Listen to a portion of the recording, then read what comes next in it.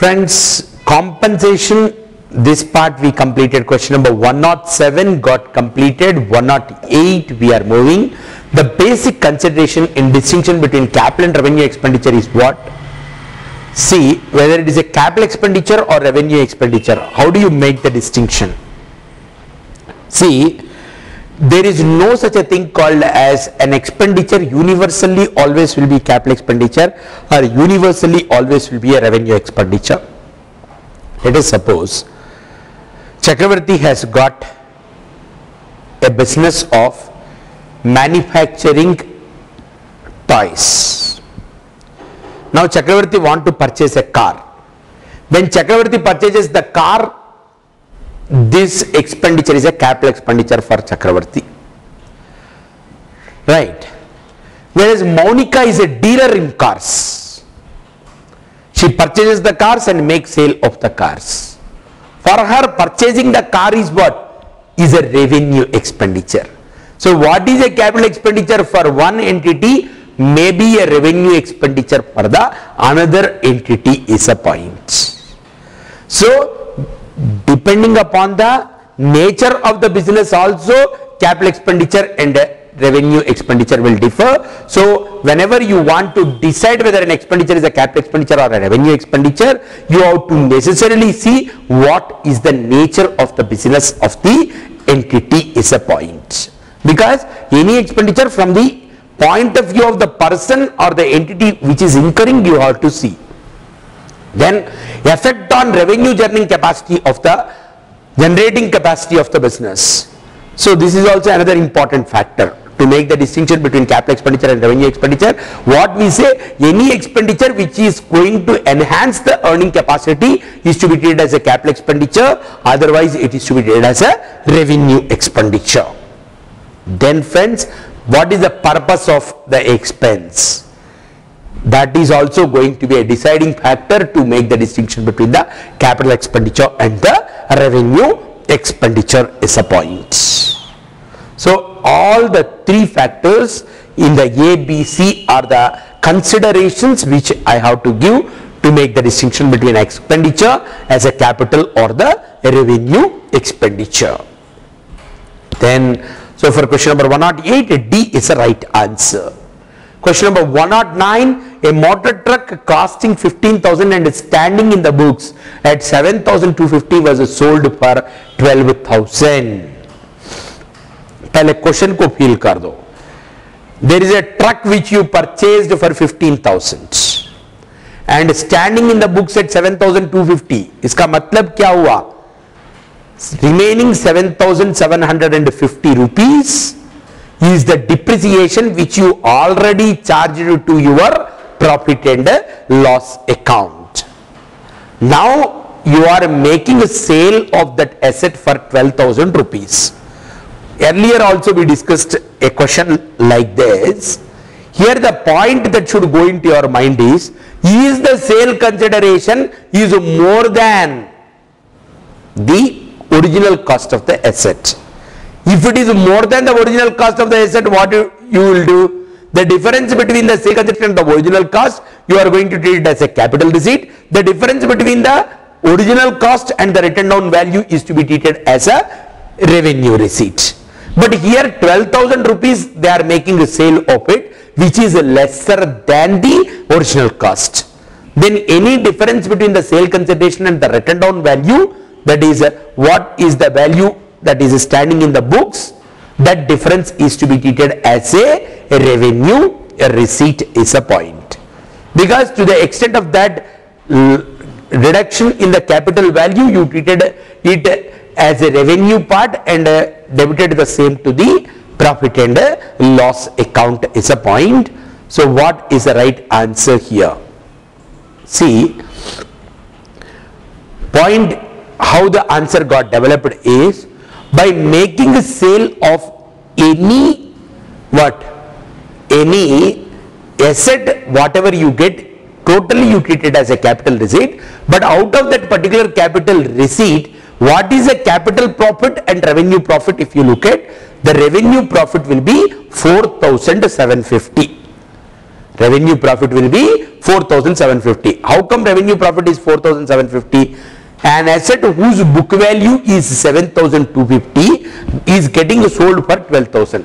The difference between the sale consideration and the written down value, what is it? 12,000 minus 7,250 is what? 4,750. That is to be treated as a revenue profit. Please write down. By sale of an asset,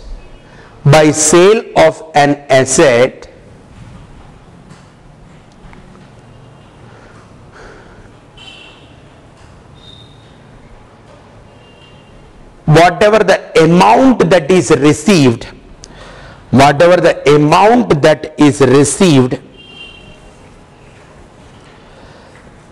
is to be treated as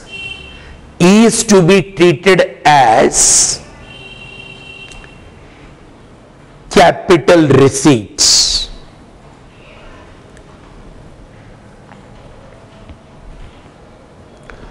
However,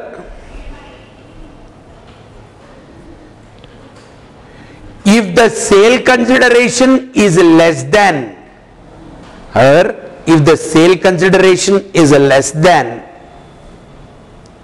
the original costs,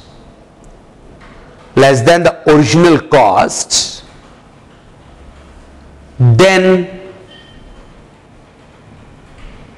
the difference between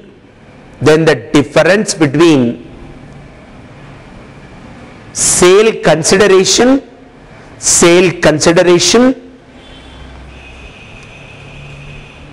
and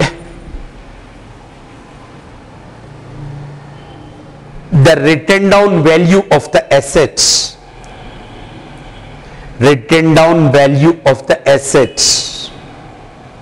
brackets, book value,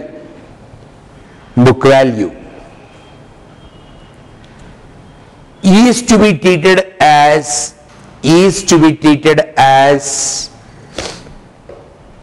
revenue profits,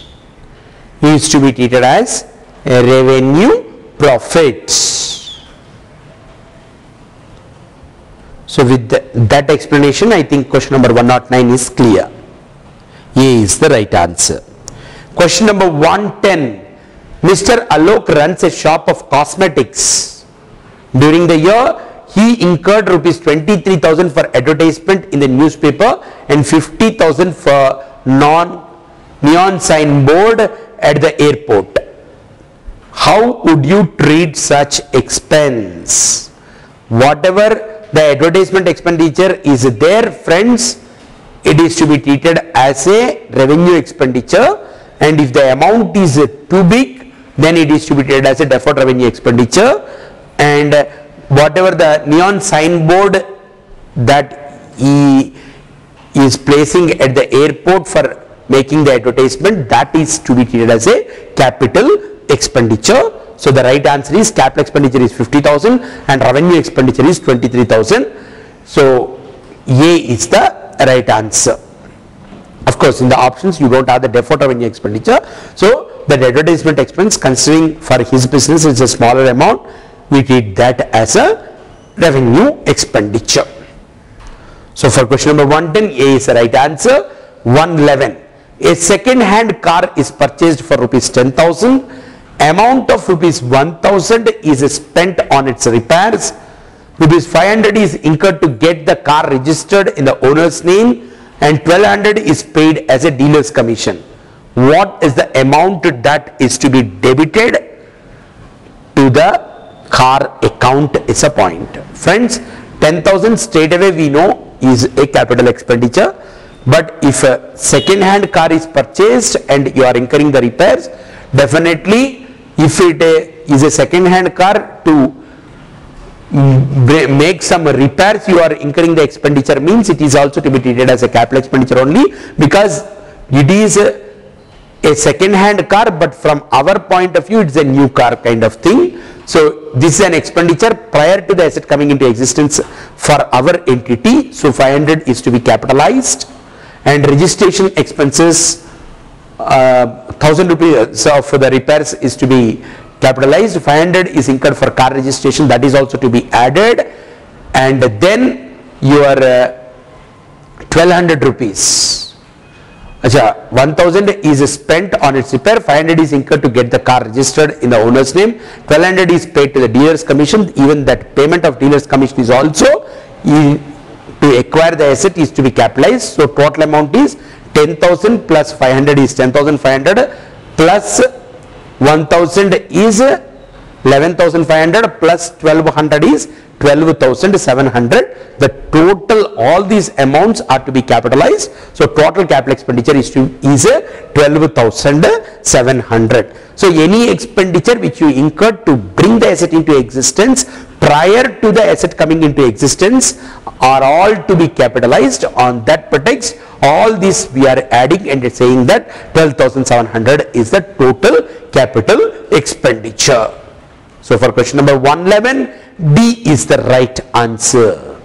Question number 112, friends, a sum of 99,500 was spent for dismantling, removing and reinstalling the plant and fixtures.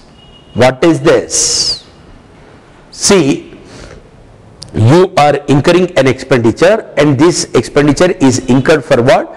Dismantling, removing and reinstalling the plant and machinery and fixtures. See, you are having plant and machinery, say, in the front room. The same plant and machinery you are taking away from the front room and putting it into the back room. In that case, it is to be treated as a revenue expenditure. Since the amount is a bigger one, it is to be treated as a deferred revenue expenditure. But try to understand, if you are removing the old plant and machinery and installing a new plant and machinery, then whatever the removal cost of the old plant and machinery, you are going to capitalize it. Are you able to get my point? This is different from the earlier one which we discussed.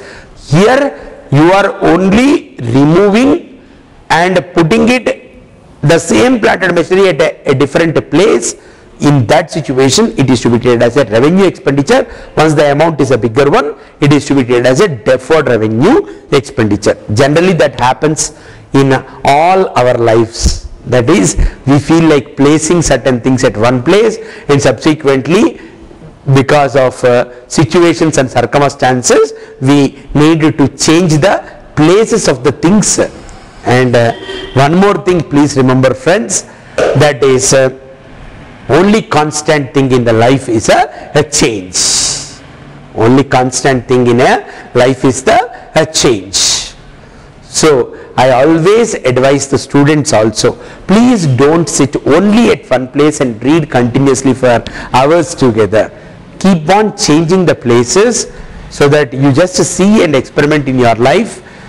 It definitely improves the energy levels, right? Otherwise monotony, boredom will definitely going to come into you. So keep on changing the things. Even in a house also, I am not saying that every day you go on changing, but once in a while you make a changes and see how the changes are, right? If some of you have got the habit of that gardening and all, of course gardening, if it is on the pure land you are doing, you can't pick up the plants and replace it, but other way around you have to change the things so that it gives.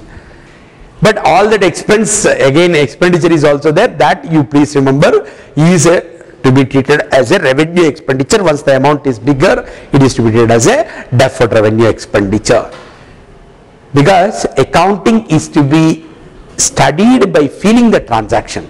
That is most important. If you don't feel the transaction, the question of you are able to make the accounting does not arise, because accounting basically we are doing it for the transactions. Question number 112, C is the right answer. Question number 113, friends, purchase of the tools for servicing work. See, I purchased the computers and now I am purchasing a tool kit. So for using the same for repairing these computers and all, that particular toolkit for servicing work which I am purchasing, that and all will be the capital expenditure only, because those tools and spares are also the part of the that is capital expenditure only.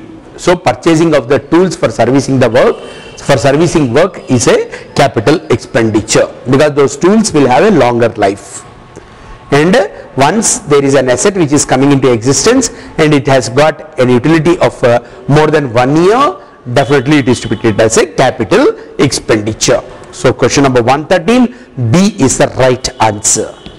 Then question number 114, cash received in respect of the insurance claim for damage to the cars used for instruction. First, try to understand the point here. That is, today everybody should know car driving, right? If you don't know, please learn it. So there is a motor driving school. It has got some cars. Now Monica is going to learn driving, and she paid about 1800 rupees, and the driver came to the house with the car, and she sat in the driving seat and made an accident, and car got damaged. Monica is safe, right? Now that motor driving school, since the car is already under the insurance coverage, has gone to the to the insurance company and got the insurance claim. This amount, what it is it a capital receipt or a revenue receipt? It is a revenue receipt, because for the motor driving school, these cars and getting damages and getting the insurance money is a regular phenomena, and it is in the regular business. These kind of receipts are natural to that kind of business, so we treat it as a revenue. A receipt is a point. Whereas Monica purchased a car, and it is a capital asset for her, and that got damaged in an accident, means whatever the insurance claim that she get, that is to be treated as a capital receipt. But for a motor driving school, motor driving learning school, whatever the car damages that happens, once they receives the insurance money, that and all is to be treated as a revenue receipt only, friends. D is the right answer.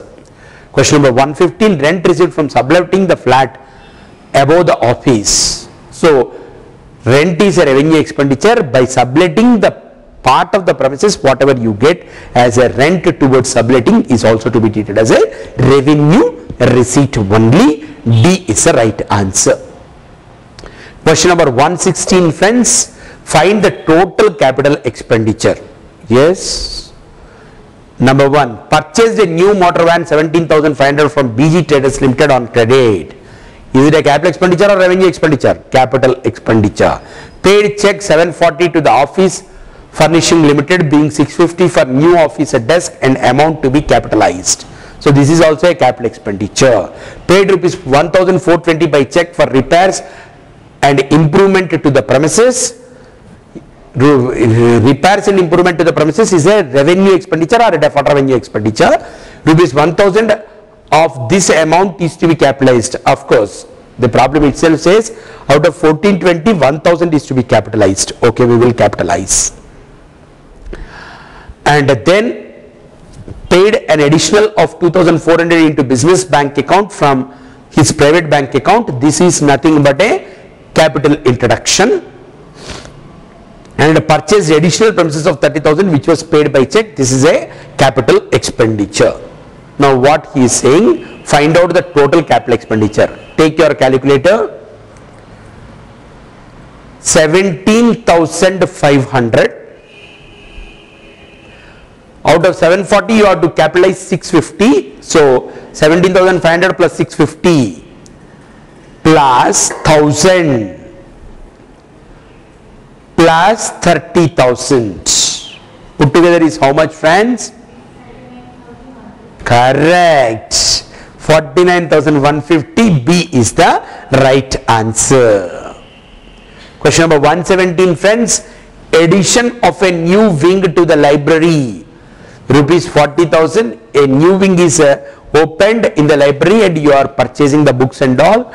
Then it is a capital expenditure is the point. So B is the right answer. Question number 118. Installation of a gas boiler to replace one using the coke. So any expenditure which is going to bring down your operating expenses is to be treated as a capital expenditure. So on that pretext, B is the right answer. Question number 119. The removal of the stock from old factory to the new at a cost of 1,000. See, from one place to another place. Earlier also I said that if you go on shifting the things, whatever the expenditure that you are going to incur, that and all is to be treated as a revenue expenditure. If the amount is small, if the amount is big, it is to be treated as a deferred revenue expenditure. Here, since the amount we consider it as a small, we are putting it as a revenue expenditure. Question number 120, friends. Petrol expense of rupees 420 paid for the car of one of the partners for an official visit, the car not being an asset to the firm. Whether car is of your own or you are taking it on a rental basis, petrol expense always will be the revenue expenditure only. So because the benefit is confined to one particular accounting period, it's a revenue expenditure. A is the right answer. Question number 121, friends. All the capital expenditure associated with a particular asset are added to the cost of the asset. Is the statement correct? Obviously correct. All the expenses related to a particular asset, if you are capitalizing, you have to add to the value of that particular asset or cost of that particular asset. So on that pretext, what we are saying for question number 121, the right answer is true. A is the right answer. Question number 122. All the expenditure which increases the earning capacity of the business enterprise are capital expenditure. Yes, this is the whole lot of definition of the capital expenditure.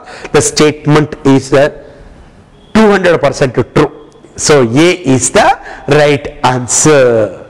Question number 123. Compensation received by a widow on the death of the husband is a capital receipt. Yes, this is a capital receipt because husband is a source of income.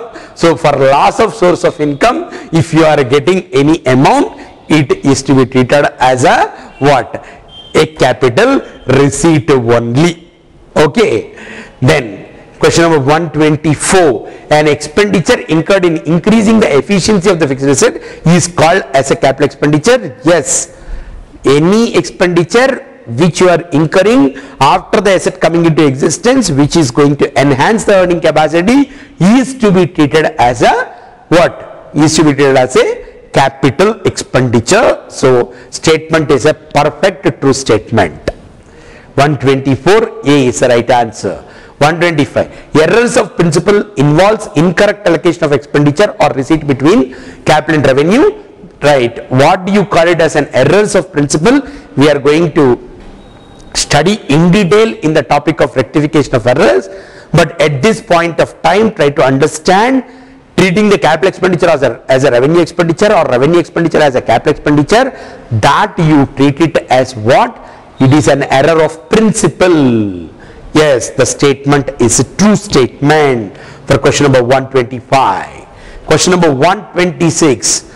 The gain from the sale of capital asset need to be added to the revenue to ascertain the net profit of the business. See, you are making a sale of the capital asset and you are making sale of a capital asset, you are getting a profit. Of course, whether that profit is a revenue profit or capital profit, already we discussed on this particular point. If the sale consideration is more than the original cost, the difference between the sale consideration and the original cost is to be treated as a capital profit. The difference between the original cost and the written down value is to be treated as a revenue profit. Entire amount received is to be treated as a capital receipt. Now the question is whether the gain from sale of capital asset need need not be added to the revenue to ascertain the net profit. Here the clarity that should go into your student's mind is, when you say net profit, please don't get into an impression that net profit only confined to the revenue profits. It can also include in it the capital profits. So while reading it, read carefully the question. The gain from sale of capital asset need not be added. No, it should be added. So the question says need not be added to the revenue to ascertain the net profit. No, in order to ascertain the net profit, you have to include both the capital profits as well as the revenue profits. So on that pretext, this question number 126, the statement is a false statement.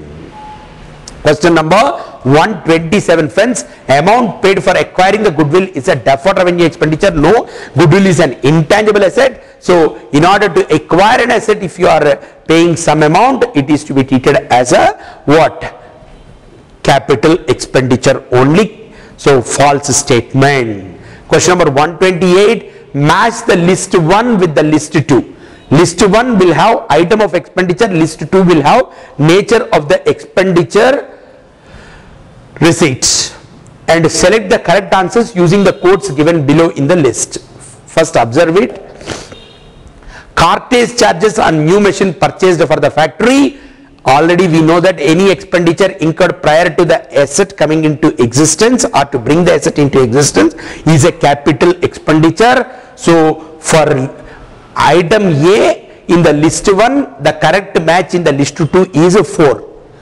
B. Legal expenses incurred in defending a case of violation of a provision of factories. This is to be treated as a revenue expenditure. And a grant in aid received from the government for construction of a building. For construction of the building, if the government gives any grant, it is to be treated as a capital receipt. Grant is something, income which you are receiving.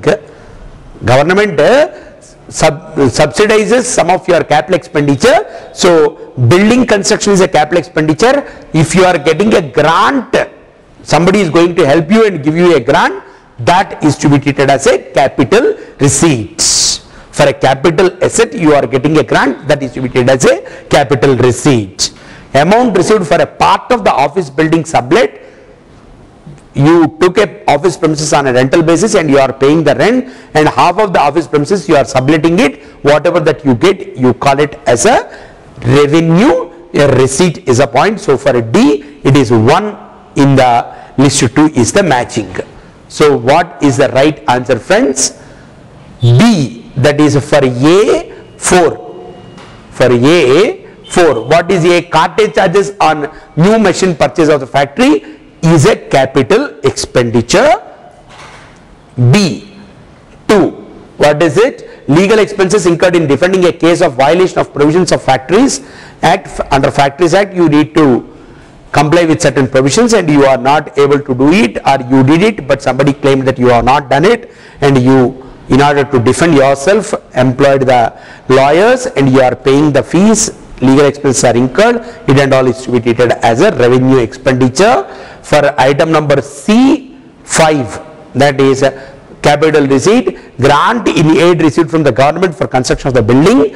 For a capital expenditure, if you are receiving any grants, that is to be treated as a capital receipt.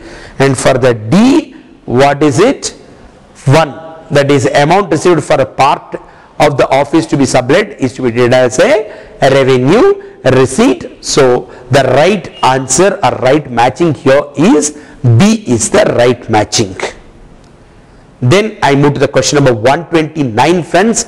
Match the list 1 items of expenditure and receipt with the list 2 nature of the expenditure and receipt, and select the correct answer using the codes given below. Here you should be very, very careful. Premium paid for leasehold property. Insurance premium paid for the risks against the accidental loss of the property. Amount realized from sale of securities, investments purchased earlier. Huge sale promotion expenditure. On the other side, revenue expenditure, capital receipt, deferred revenue expenditure, capital expenditure. Now we will start the discussion on this point. premium paid for leasehold property. See, you took a particular property on a leasehold basis and you are paying the what you call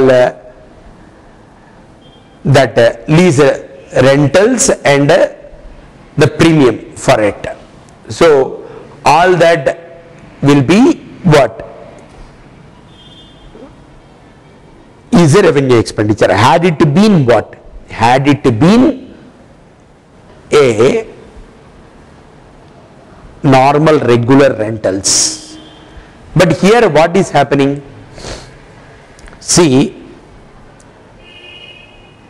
Chakravarti is running this academy for the past 12 years in the Padma Plaza second floor.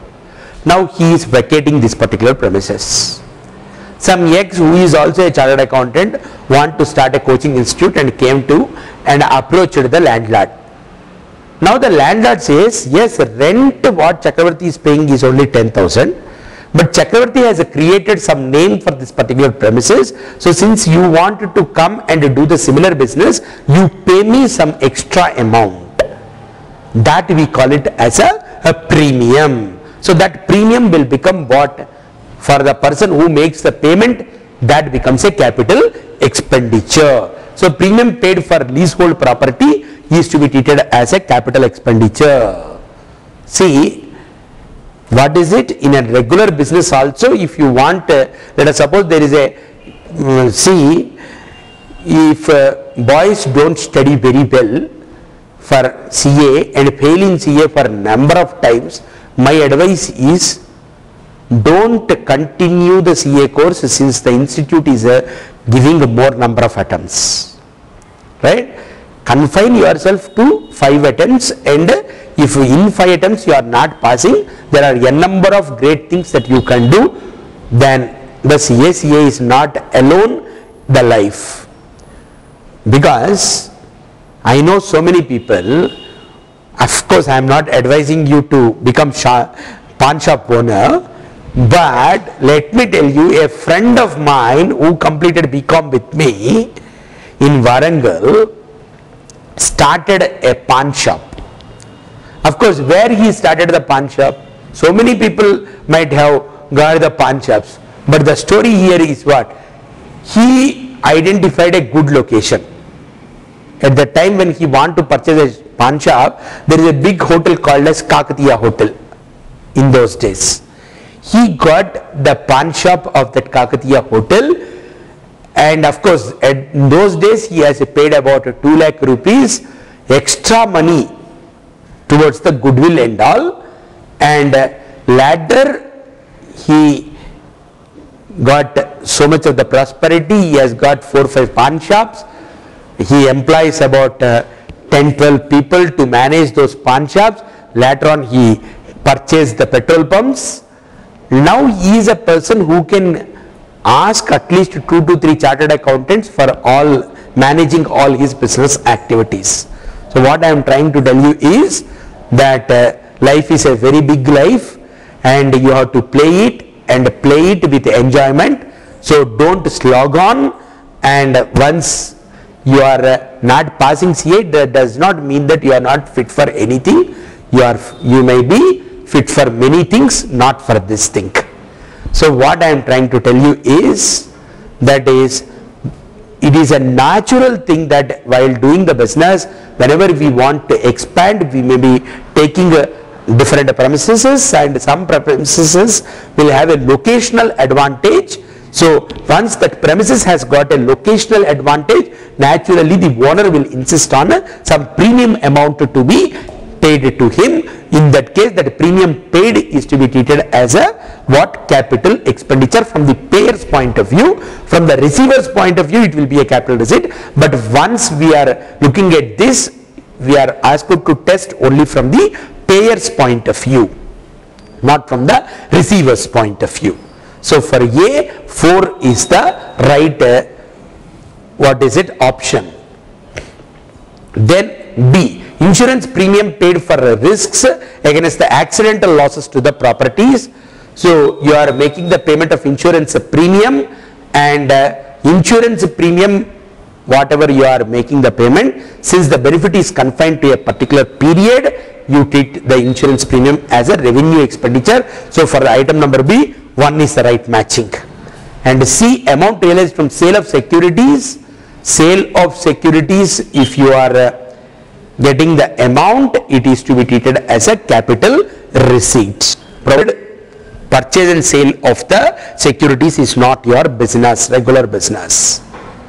Then huge sales promotion expenditure, that and all of you know that it's a deferred revenue expenditure. So the right option here is C is the right option. And question number 130, friends, list number 1 items with the list 2. What are the things in list 1 and list 2 we will see, friends. That is compensation paid to retrenched workers of the factory for the loss of service, and then legal expenses incurred in connection with the purchase of a plot of land. C, compensation received from the government for the compulsory removal of a business premises to another place, and sale proceeds of the merchandise. Of course, sale proceeds of the merchandise, sale proceeds of the goods is what? You are doing the business and you are making a sale of the goods. Sale of the goods is nothing but a revenue receipt. So for D, 4 is the right matching, yes.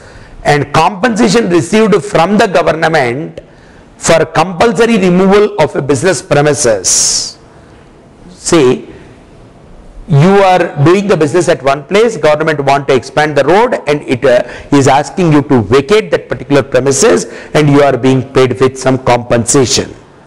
So what is it? It is a capital receipt for loss of source of income. If you are receiving something, then that and all is to be treated as a capital receipt. Legal expenses incurred in connection with the purchase of a plot of land. This any expenditure which you incur before the asset coming into existence is to be treated as a capital expenditure. So for B, 1 is the right option. So naturally A is what? Compensation paid to the retrenched workers of a factory for the loss of their services. From the payer's point of view, it is a revenue expenditure. From the company's point of view, it is a revenue expenditure.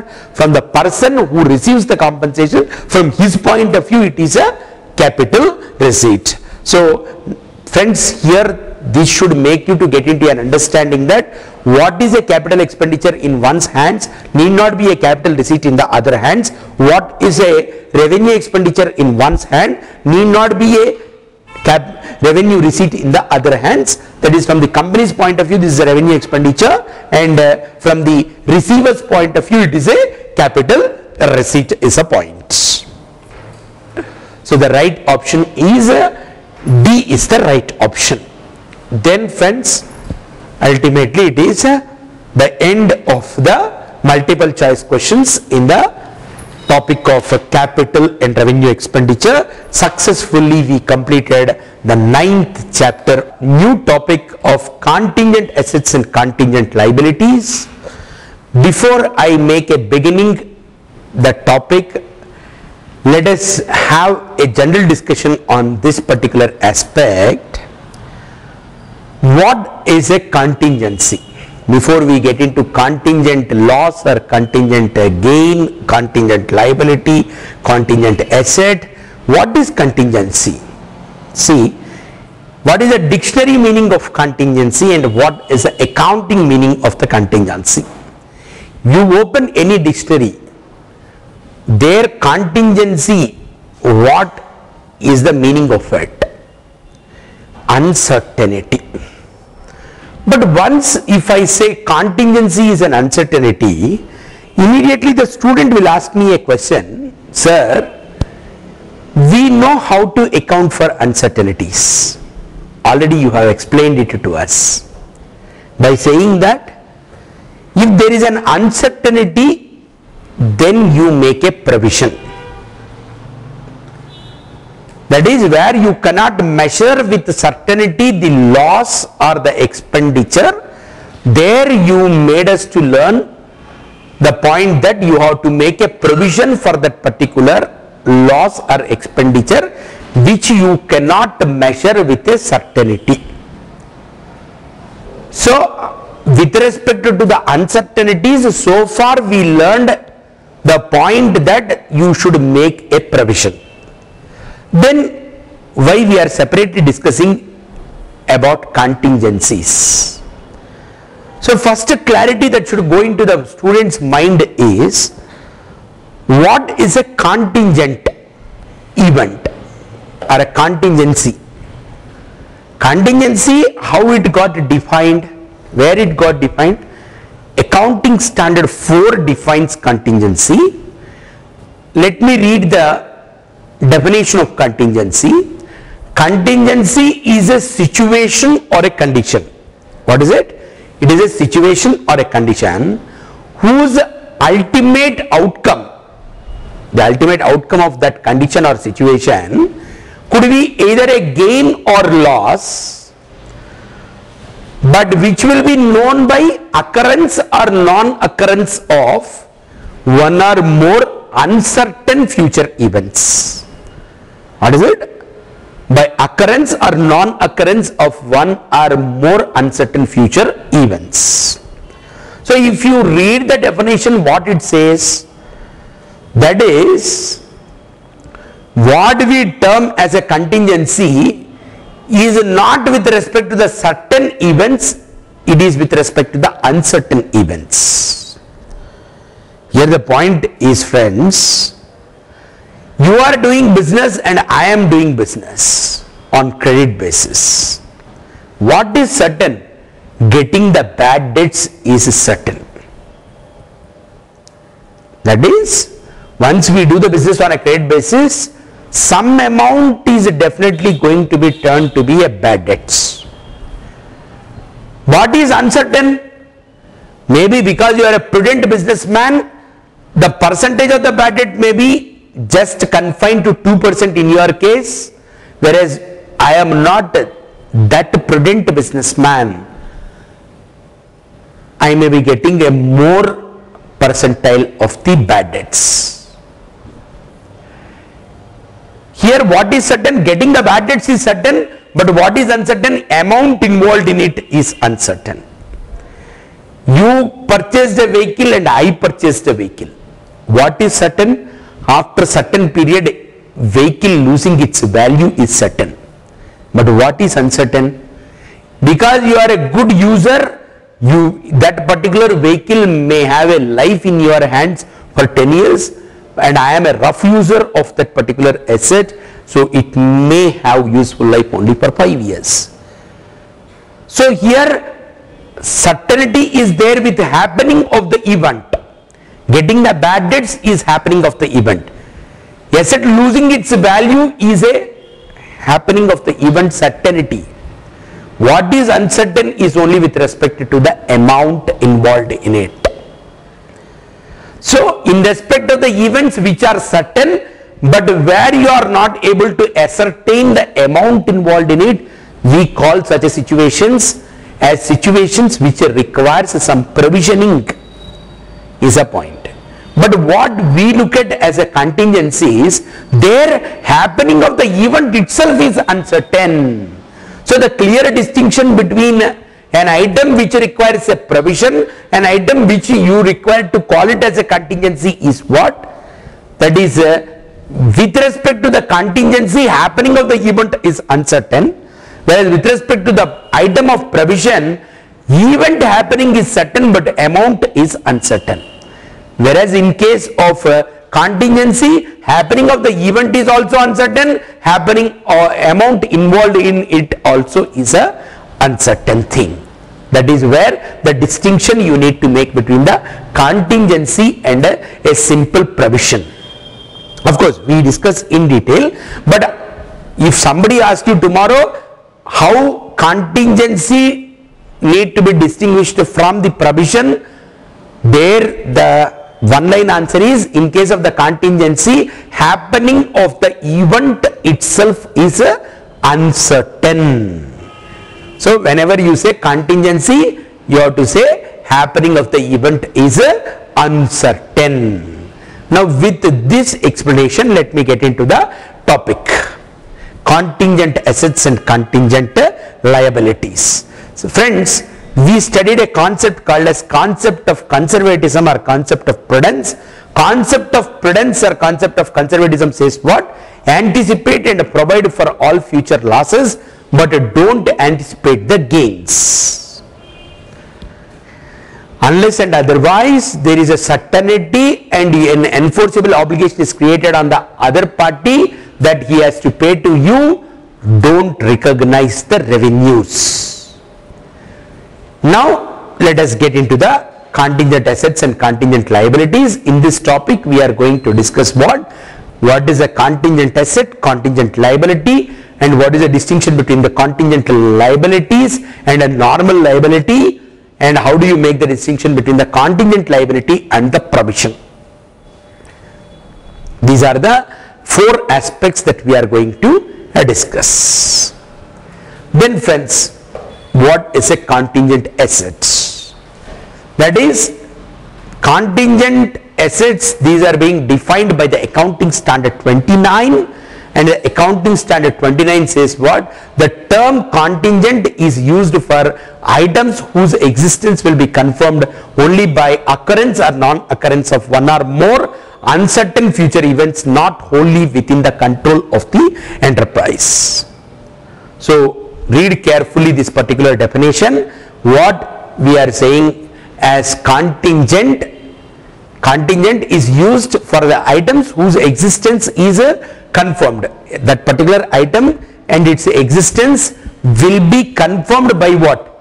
By happening or non-happening, occurrence or non-occurrence of one or more uncertain future events, and these events are also not wholly in the control of the management of the enterprise.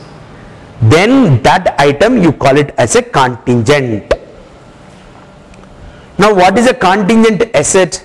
Contingent asset is a possible asset that arises from the past events whose existence will be confirmed only by occurrence or non-occurrence of one or more uncertain future events not wholly within the control of the enterprise. What does it mean, friends?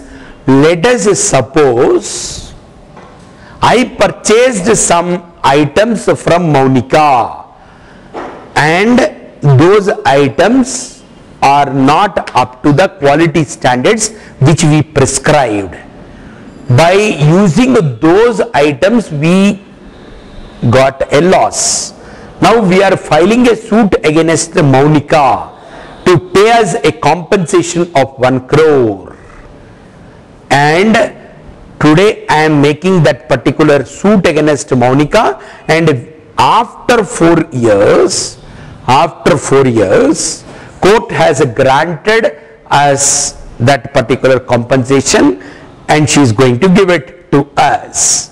So the uncertainty is with respect to what? Whether court will accept our claim or reject our claim. There the uncertainty is there. But till such time that happening of the event of court granting or not granting, this amount continues to be a contingent asset for us is a point. So a contingent asset is a possible asset that arises from the past event. What is the past event? That is, she supplied to me bad goods. By using those bad goods I got a huge loss. Now I am going to the court and filing a suit against her for giving me the compensation. So that contingent asset is a possible asset that arises from the past events whose existence will be confirmed only by occurrence or non-occurrence of one or more uncertain future events, and it is not wholly within the control of the enterprise, because court is something which is out of the enterprise. So court, how it reacts is something which is not in the control of the enterprise is a point. So like that we defined a contingent asset as a possible asset that arises from the past events, and that asset's existence will be confirmed only by occurrence or non-occurrence of one or more uncertain future events which are not wholly within the control of the enterprise. Then an example for that already I gave it, but let us read it. Contingent asset usually arises from unplanned or other unexpected events. Never I planned it, that you have to, Monica need to supply to me bad goods and I should get a loss and I should file a suit against Monica. This and all nobody plans. So contingent asset usually arises from an unplanned or unexpected event that gives rise the possibility of inflow of economic benefits to the enterprise. For example, an example is a claim that enterprise is pursuing through a legal process where the outcome is uncertain.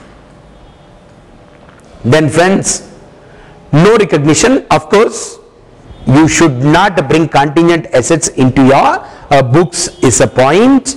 The reason is what? Contingent assets are not recognized in the financial statement, since recognition of a contingent asset may result in recognizing the income that never be realized. Only when the court grants it, I can say cash, Monica is going to pay to me, cash account debtor to a claim account, then that claim becomes an income, then this cash becomes an asset. So please remember, my recognizing a contingent asset unnecessarily will make me to recognize the income. So I don't want to recognize the income on an anticipation basis, because this goes against the concept of prudence is the point. Concept of conservatism says that you should not do it like that. No disclosure, that is, a contingent asset is not disclosed in the financial statement. It is usually disclosed where in the report of the approving authority, in case of the companies who will approve the financial statements, that is board of directors. So in the report of the director's report, all the contingent assets and the information regarding contingent assets need to be disclosed, and contingent assets should not be disclosed in the financial statements is a point to be remembered. And review every year, at the end of the every year, what are all the contingent assets, possibly what might be turned out to be a benefit from a future uncertain events, that need to be reviewed.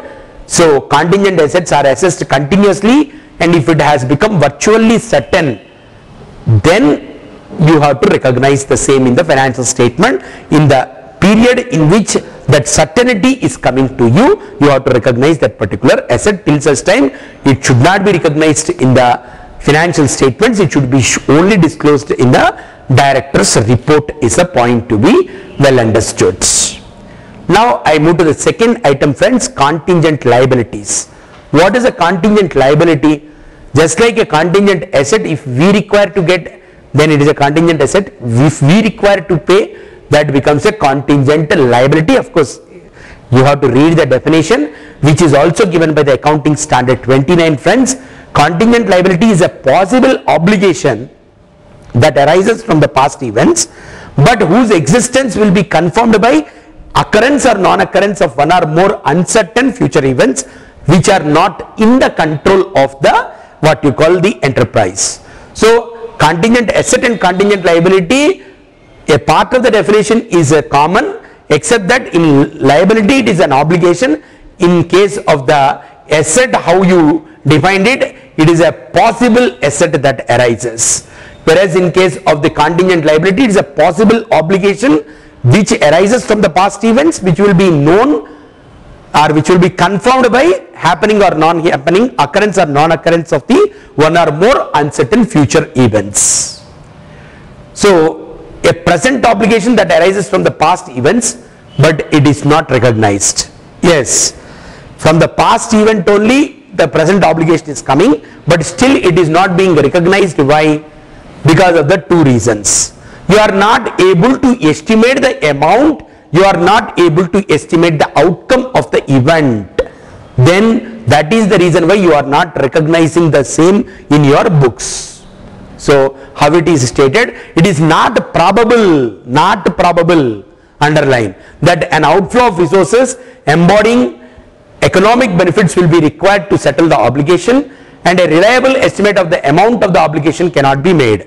So you cannot make with any reasonable probability the ultimate outcome of the event or the amount involved in it. So that is the reason why you are not accounting for the contingent liabilities, and an enterprise should not recognize a contingent liability. A simple disclosure is required, and of course that disclosure is to be made as a part of the financial statements. And sometimes what will happen, this contingent liability need not be a sole liability.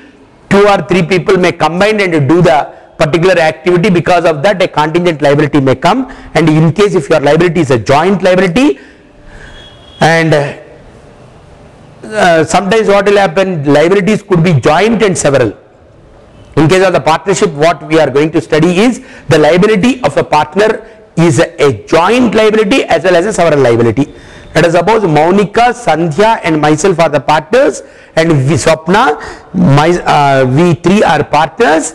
In that situation, what will happen, if we do the business and the business gets into loss, and that loss we need to pay to the outsiders, and if Maunika and Swapna's individual properties are not sufficient, then the business creditors can always look at me and recover the money out of me. That is the reason why we say the liability is a joint and a several liability. So in that situation where an enterprise jointly and severally means individually, right? The meaning severally means individually liable for an obligation. The part of the obligation that is expected to be met by the other parties is treated as a contingent liability. So there is a liability and it is to be jointly need to be shared. In that case, what the other parties share in it need to be treated as a contingent liability, because there if they don't pay, the liability falls on me. So that is the reason why joint liabilities which are joint and several, the other parties obligation need to be treated as a contingent for us, because if they fail to pay, we have to pay it. That is the reason why we call it as a contingent. Of course, assessment, that is contingent liabilities may develop in a way not initially expected. We might never expect it, so suddenly they may creep in. So therefore they are assessed continuously to determine an outflow. At the end of every year you need to continuously review your contingent assets as well as contingent liabilities. Therefore they are assessed continually to determine whether an outflow of resources embodying economic benefits has become probable. If they become, the moment they become probable, with some probable or with some reasonable probability, if you are able to estimate the outcome of it, with some reasonable probability if you are able to estimate the amount involved in it, immediately you have to make a provision for the same is a points. So if it becomes probable that an outflow of the future economic benefit will be required for an item previously dealt with as a contingent liability, a provision is recognized in the financial statements.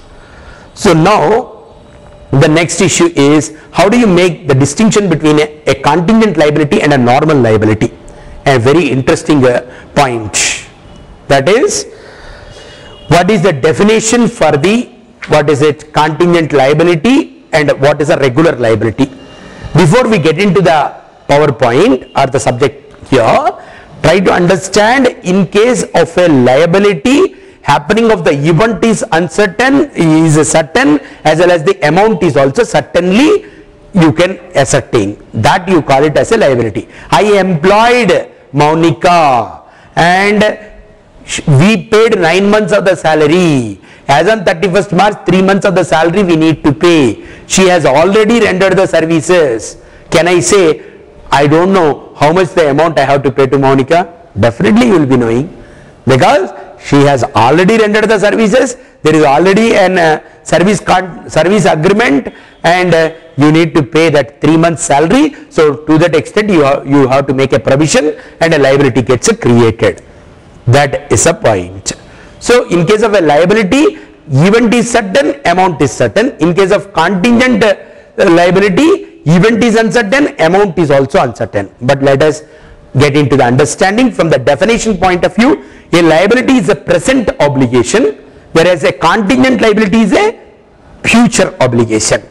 So a liability is a present obligation of the enterprise arising from the past events, the settlement of which is expected to result in the outflow of the enterprise. The next year, the moment I create a provision now, next year I have to pay to Maunika. So with all certainty there is an outflow of the cash, which is an economic resource for me.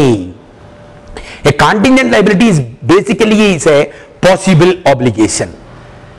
So the point here is it is a possible obligation that arises from the past events and the existence of which will be confirmed by the occurrence or non-occurrence of one or more uncertain future events not wholly within the control of the enterprise.